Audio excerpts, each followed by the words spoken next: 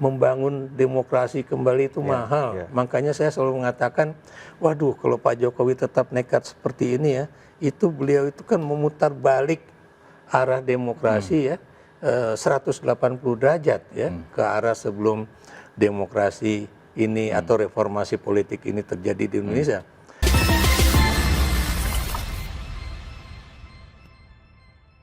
Saya Prof sudah 6 tahun tidak membawakan talk show politik Prof, tidak mau berpodcast juga. Nah ini saya mau bersedia membawakan acara cawe-cawe ini, komitmennya ini saudara ini untuk apa? Pemilu yang langsung, umum, bebas, rahasia, jujur dan adil. Nah jadi program ini untuk itu, jujur dan adil. Jadi bagian lah ya untuk mengawasi gitu. Jadi kita cawe-cawe biar pemilunya jujur dan adil itu sebenarnya. Kebetulan sekarang yang menjadi sorotan adalah Pak Jokowi, kemudian ada paman dan keponakan, ya itulah yang sering kita. Karena gini Prof, karena anak-anak muda sekarang Gen Z itu mereka itu adalah anak-anak muda yang takut ketinggalan tren. FOMO, takut kehilangan informasi. Dan sekarang mereka udah tuh MK. Mereka pengen tahu juga tuh, Prof. MK itu apa sebenarnya gitu. Nah, tapi sebelum ke sana, Prof, kan sebenarnya 2 periode Pak Jokowi ini baik-baik aja. Pendukungnya banyak, kompetitor menjadi menterinya, oke-oke aja. Terus kenapa sih, Prof, tidak ingin berakhir dengan baik gitu loh, Prof? Saya juga menulis di Harian Kompas soal itu ya. Dan saya mengharapkan ya beliau itu terjadi soft landing. Ya. Soft landing. Kenapa demikian? Karena saya juga tidak ingin presiden yang dulu saya idolakan ya sebagai presiden yang terbaik yang pernah dimiliki Indonesia itu mengalami hard landing atau crash landing ya. Cuma waktu beliau itu bilang bahwa ini kok kayak drakor aja, langsung saya ingat itu judul apa namanya itu sinetron Korea itu Crash Landing on You. Gitu kan? Kalau itu terjadi ya, waduh, saya tidak ingin melihat itu. Kenapa nggak ingin? Anda bisa bayangkan ya, masa kita punya presiden Bung Karno itu juga jatuh melalui intervensi asing ya. Paling enggak 2 negara yang terlibat langsung itu Inggris dan Amerika Serikat ya. Walaupun itu kemudian mengobok-obok politik di Indonesia pada saat itu. Pak Harto itu juga demikian ya. Pasti ada institusi asing juga ya. Dan kemudian Pak Harto sampai lebih sakit lagi ketimbang Bung Karno karena anggota kabinetnya meninggalkan kabinet ya pada mundur dan kemudian juga apa istilahnya itu dia sudah mengumpulkan 9 orang seperti Wali Songo gitu kan, untuk apa namanya itu memberikan nasihat dan sebagainya, tapi kelihatannya semuanya akhirnya tidak berjalan seperti yang diinginkan. Makanya kemudian ya wis nengono saya lengser gitu kan. Ya, jadi itulah ya yang terjadi. Gus Dur itu juga pernah dilulukan didukung oleh Poros Tengah ya, dipimpin oleh Amin Rais, tapi adalah Poros Tengah itu sendiri yang kemudian mengimpeach apa istilahnya itu Gus Dur. Makanya aturan mengenai impeachment itu kan kemudian diubah di dalam konstitusi kita ya. Kemudian adalah yang disebut dengan itu harus melalui Mahkamah Konstitusi. Ya, saya nggak mau kemudian ini akan timbul apa namanya itu yang dari parlemen ya. Kemudian terjadi memungkinkan usulan impeachment melalui Mahkamah Konstitusi. Dan kemudian akhirnya keluarlah keputusan seperti itu. Kenapa demikian? Sebab kalau itu terjadi, itu biaya politiknya mahal. Membangun demokrasi kembali itu mahal. Makanya saya selalu mengatakan, waduh kalau Pak Jokowi tetap nekat seperti ini ya, itu beliau itu kan memutar balik arah demokrasi ya, 180 derajat ya, ke arah sebelum demokrasi ini atau reformasi politik ini terjadi di Indonesia. Padahal beliau tuh tahu persis ya bahwa apa namanya itu Gubernur Lemhanas pada saat itu ya Adi Wijayanto sudah mengingatkan bahwa apa namanya itu demokrasi yang benar-benar demokrasi di Republik ini itu akan terjadi pada pemilu ke-9 ya. Pemilu ke-9 itu berarti ini pemilu ke-6 2024 ya. Kemudian tambah 10 itu berarti 34, tambah kemudian yang satu lagi itu adalah apa namanya itu yang 2039. Kita berharap seperti itu dengan asumsi apa? Dengan asumsi bahwa dari segi tataran politik atau sistem politik Indonesia tidak kita ributkan lagi mengenai sistem politik yang macam apa. yang akan kita bangun, ya. Tidak kita meributkan lagi bagaimana sistem kepartaian kita, ya, bagaimana menjalankan pemilu supaya yang tadi Anda katakan, ya, langsung, umum, bebas, rahasia, jujur dan adil. Nah, ya, itu yang tentunya ada kata kesetaraan juga, ya. Sebab kalau nggak ada kata kesetaraan, ya itu sama juga bukan pemilu. Sebab kalau pemilu itu kan harus setara nih semuanya. Fair. Nah, kemudian ya kalau itu kemudian kita memutar, berapa tahun lagi kita akan mencapai yang disebut dengan mature demokrasi itu, ya, seperti yang dulu Yang harusnya 2039 tadi. Betul.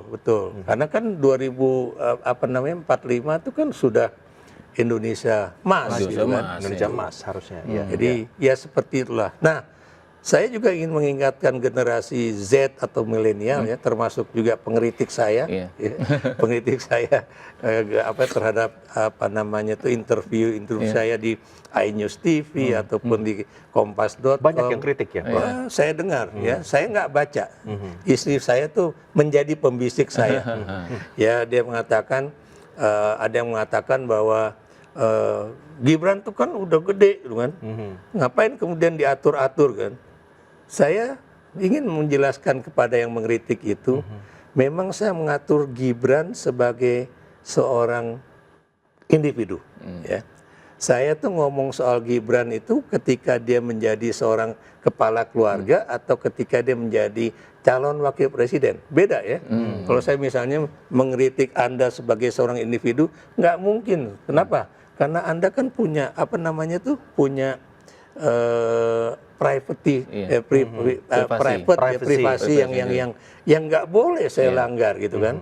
Tapi kalau kemudian Anda ingin menjadi seorang pemimpin politik yang akan punya otoritas, tentunya ini bukan urusan Prabu Revolusi pribadi, tapi ini akan terkait dengan Anda sebagai calon pemimpin bangsa, kan. Dan Anda tahu calon pemimpin bangsa itu akan punya yang disebut dengan otoritas.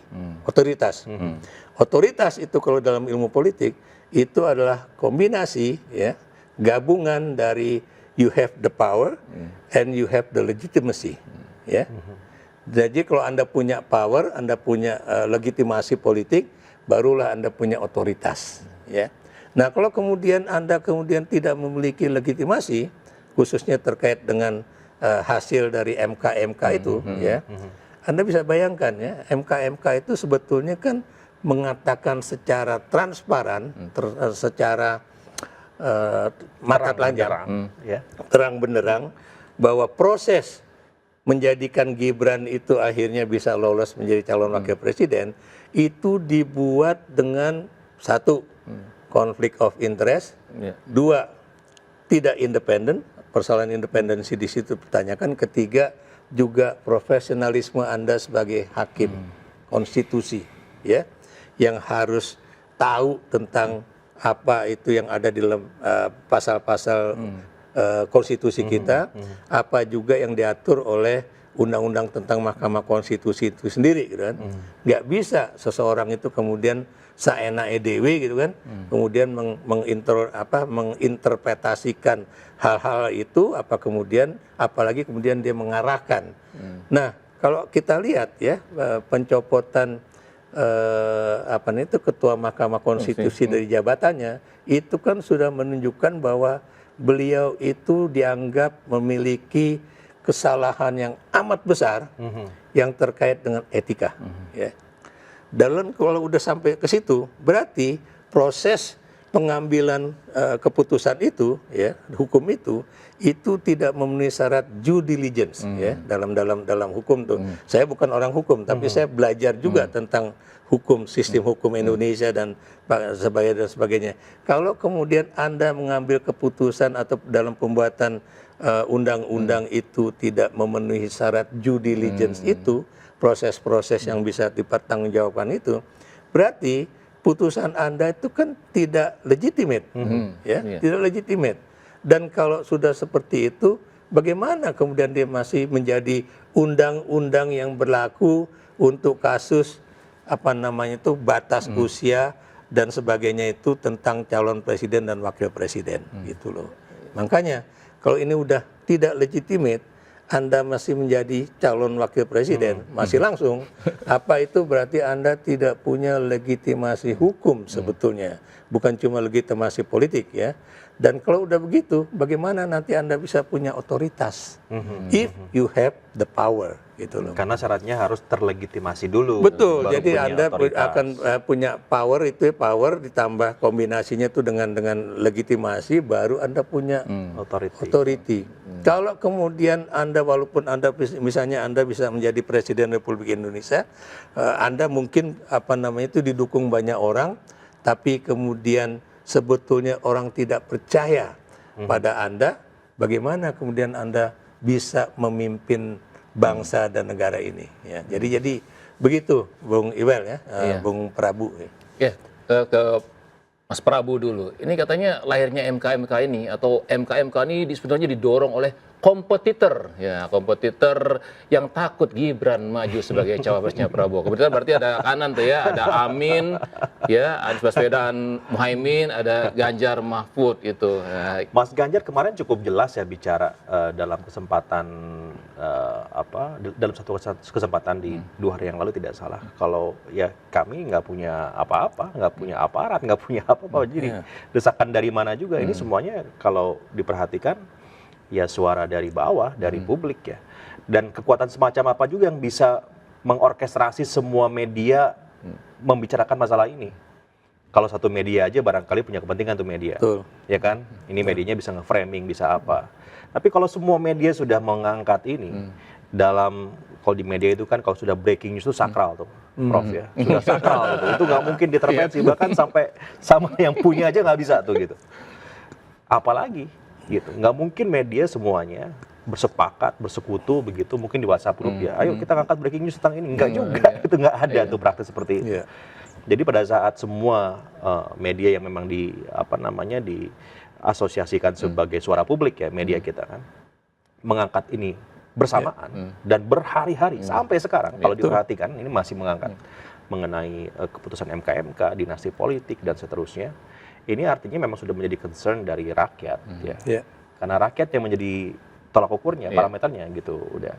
Sehingga kalau ini ditengarai sebagai sebuah desakan dari kompetitor, rasanya sih tidak ya. Dan mungkin Ganjar Mahfud, Mas Ganjar sudah tidak jadi gubernur, Prof Mahfud Menko Polhukam gitu ya, di sebelah sana Pak Anies sudah tidak jadi gubernur. Jadi perangkat apa juga yang digunakan untuk bisa mengorkestrasi gerakan sampai sebesar ini? Enggak ada begitu. Jadi ini betul-betul semuanya organik dari publik. Ini banyak penasaran nih, sebelum ke Prof Ikrar saya ke Kang Prabu dulu ini ya. Kenapa ya Pak Jokowi tiba-tiba menitipkan diri gitu ya? Menitipkan diri itu ke Prabowo, bukan ke Ganjar. Jadi kan sebenarnya, ya dong kalau seandainya pingin takut post-war syndrome, takut napa-napa kan sudahlah Ganjar satu partai, kenal lama juga ya, teman baik gitu. Kenapa itu? Kasih bocorannya. Saya kalau ada handphonenya Pak Jokowi, saya tanya juga sama beliau, Pak, kenapa begini? ini kalau nanya sama host gini nih, Kami juga kaget ya. Saking kagetnya, jadi suatu saat kami sama beberapa media asing sempat ngobrol bersama, mereka juga kan ingin tahu ya, ini sebetulnya sedalam apa sih proses politik yang terjadi di negeri kita ini gitu ya. Kenapa begitu mengagetkan seorang Jokowi merapatnya itu memberikan endorsement-nya ke Prabowo ya lewat Gibran. Kalimatnya sederhana aja. Anda bayangkan kalau misalnya suatu saat Obama tiba-tiba dukung Trump jadi presiden. Betul. Kurang lebih semengagetkan itulah peristiwa politik yang ada di negara ini sekarang gitu. Karena nggak ada alasan yang cukup kredibel untuk membuat kita paham bahwa ini memang arahnya ke sana. Saya pikir semuanya kaget, bukan hanya kita aja ya. Saat saya sendiri ya menonton, menyaksikan ya, drama ini, kan drama disebutnya kan, nggak percaya, ini kayak surreal gitu. Ini benar nggak sih ini? Benar nggak sih? Mungkin 3-4 hari itu betul-betul hanya bisa termenung gitu ya, betul-betul ya yakin nggak yakin gitu, apa jangan-jangan ini ada plot baru nantinya mungkin balik lagi atau gimana. Kita akan mencoba untuk merangkai skenario-skenario itu karena kita kan terbiasa berpikir bahwa Pak Jokowi yang kita hormati ini kan adalah seseorang yang jenius dalam berpolitik gitu kan. Jadi kita mencoba untuk mencari pembenaran tuh gitu. Ini jangan-jangan suatu saatnya ada lagi nih plotnya gitu. Tapi Benar kalau loh, sudah tapi loh melihat sekarang, di masyarakat pikirnya itu ini drama dibangun antara Ganjar dan Prabowo. Nanti Pak Jokowi ini masih satu kolam nih, masih satu ini. Tapi benar udah nggak ada ya. rasanya sih sudah sulit ya Prof ya. Kalau melihat tanggal 14 ini adalah penetapan capres-cawapres, kemudian juga MK juga sudah seperti itu, ya kita punya harapan ketika MK ya bisa memberikan keputusan yang walaupun memang tidak terlalu memuaskan, tetapi itu merupakan sebuah tanda ya, signal bahwa masih ada harapan untuk demokrasi kita ini hidup gitu. Kita kan dalam 2 minggu 3 minggu terakhir masuk dalam narasi mendung demokrasi gitu, demokrasi yang sedang gelap di Indonesia ini gitu ya. Namun Pak Jimli ya dengan segala hormat dan juga para hakim di MK memberikan harapan itu ya bahwa suara publik setidaknya masih didengar begitu.